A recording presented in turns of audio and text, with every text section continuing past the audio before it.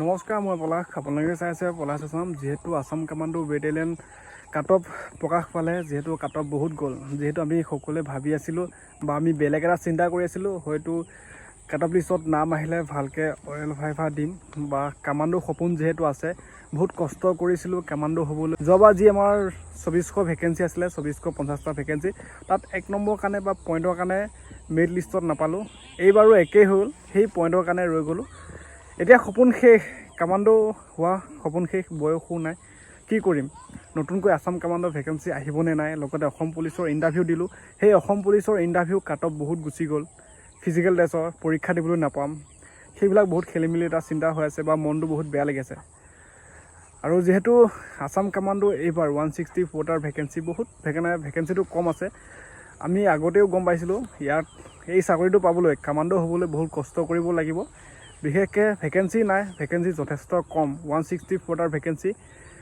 যোনে কষ্টতকৈ কষ্ট কৰিব সিহে কামাণ্ডো হ'ব। আৰু যিহেতু এতিয়া বৰ্তমান প্ৰকাশ পাইছে ফিজিকেলৰ কাটঅফহে, আৰু এটা প্ৰচেছ আছে 20 মাৰ্কৰ এটা অইল ভাইভা দিবলৈ।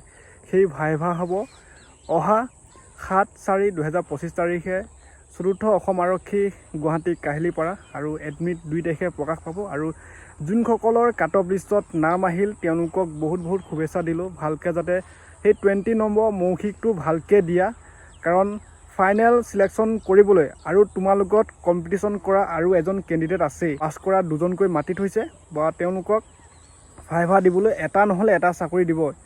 আৰু যিহেতু আমাৰ যোনসকলৰ ইমান দিনে ৰাতিয়ে কষ্ট কৰি সেই পইণ্টৰ কাৰণে নামটো নাহিলে বা 1 নম্বৰ কমিলে বা পইণ্টত কমিলে, তেওঁলোকে সেই যদি বয়স আছে আকৌ ট্ৰাই কৰা। লগতে তোমালোকৰ যিবিলাক এতিয়া বৰ্তমান নাম আহিলে তেওঁলোকক কৈছোঁ, চাকৰি পাবলৈ যিমানখিনি কষ্ট কৰিছিলা এতিয়া বৰ্তমান সফলৰ দিশত হৈ আছা, আৰু অকণমান প্ৰচেছ বাকী আছে, সেইটো সফল কৰি লোৱা, ছাকচেছ হৈ যাবা। চাকৰি জীৱন একটা ভাল লাগে, ডিফেন্স লাইন বুলিবলৈ ক'লে ভাল লাগে। আৰু ময়ো লাগি আছোঁ, ডিফেন্সৰ কাৰণে লাগি আছোঁ। আৰু যিহেতু বৰ্তমান প্ৰকাশ পাই গ'ল, মোৰ কেনেকুৱা হ'ল, যিহেতু সকলোৱে কমেণ্ট কৰি আছিলে আছাম কামাণ্ডো তোমাৰ ৰিজাল্ট কেনেকুৱা হ'ল। যিহেতু মই কওঁ আছাম কামাণ্ডো মই এইবাৰ দিব নগ'লোৱেই, ইণ্টাৰভিউ দিয়া নহ'ল। কাৰণ সেই অসম পুলিচৰ লগত যিমানখিনি প্ৰেক্টিছ কৰিছিলোঁ বা কষ্ট কৰিছিলোঁ, তাতেই অকণমান বেলেগ পৰিৱেশ এটা হৈ গ'ল। তো সেই অসম পুলিচৰ ইণ্টাৰভিউ দিলোঁ। বাকী এতিয়া অসম পুলিচৰ এক্সাম দিবলৈ নামটো ভগৱানৰ কৃপাত আহিলে বা চিলেকশ্যন হ'লোঁ। 1 তাৰিখে আছে, এপ্ৰিলৰ 6 তাৰিখে। আৰু যিহেতু সকলোৱে কমেণ্টো কৰি আছিলে 6 তাৰিখে কিবা বাতিল হ'ব নেকি।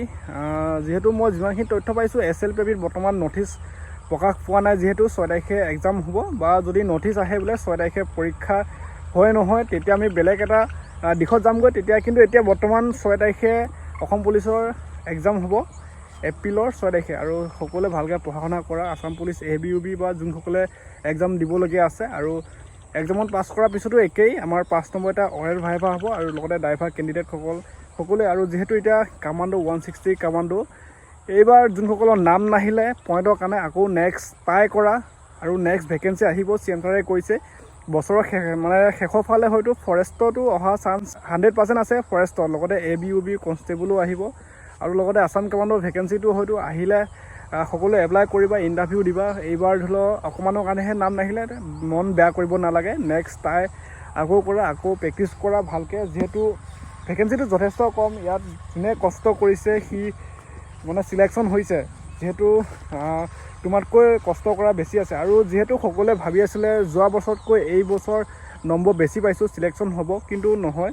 যোৱাবাৰ ভেকেঞ্চিটো চাই যিমানখিনি কাটঅফ গৈছে, এইবাৰ ভেকেঞ্চিটো চাই সেই একেই কাটঅফে গৈছে। আৰু সকলোৱে আজিকালি চাকৰিটো পাবলৈ যোগ্য, সকলোৱে কষ্ট কৰে, ইমান কষ্ট কৰি দিনে ৰাতিয়ে, কিন্তু সেই আমাৰ যোগ্যতাত 1 নম্বৰ পইণ্টত, সেই পইণ্টটোতে আমাৰ কিছুমানে হয়তো পইণ্টৰ পৰা প্লাছ কৰি পাছ কৰি যায়, পইণ্টৰ পৰা মাইনাছ কৰি আমি ৰৈ যাওঁ। আৰু এতিয়া গম পাইছা, পঢ়িলেও নহ'ব, ভালকৈ প্ৰেক্টিছ কৰিব লাগিব। প্ৰেক্টিছ কৰিলেও নহ'ব, ভালকৈ পঢ়িব লাগিব। সেই দুইটা কাম কৰিব লাগিব। আৰু এতিয়া আছাম কামাণ্ডো বেটেলিয়ন যোনসকলৰ নাম আহিলে তেওঁলোকক শুভেচ্ছা দিলোঁ। ভালকৈ 20 মাৰ্কৰ মৌখিক অইল দিবা, আৰু যাতে ভালকৈ ফাইনেল মেৰিট লিষ্টত নাম আহে, কামাণ্ডো এজন হৈ যোৱা। আৰু